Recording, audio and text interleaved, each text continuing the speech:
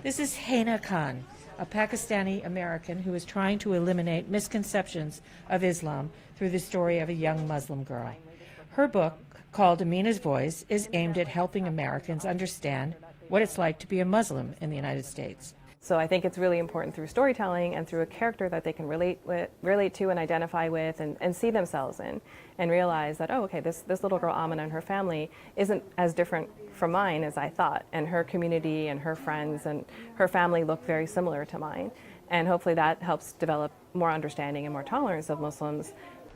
Inside this bookstore in Washington, D.C., Hena is signing copies of her book and talking about the challenges a Muslim teenager faces in the U.S., her adopted home country.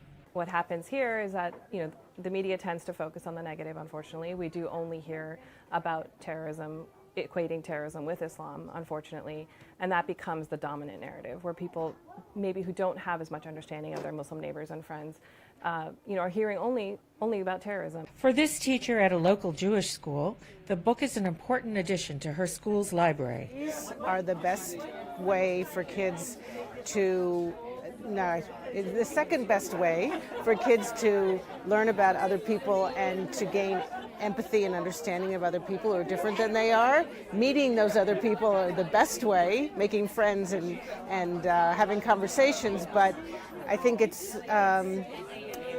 that our challenge is getting the kids to read the books because they go to what they know.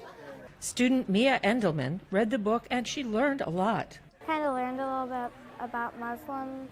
I didn't know what Muslim churches or a mosque. I didn't know it was called that before. Really happy. Author Hena Khan says that finding a publisher was tough, but it seems her efforts are paying off. Sharon Blanchet for Yahya Albarznji for VOA News, Washington, D.C. And to have editors who are not, from my background or culture tell me, well,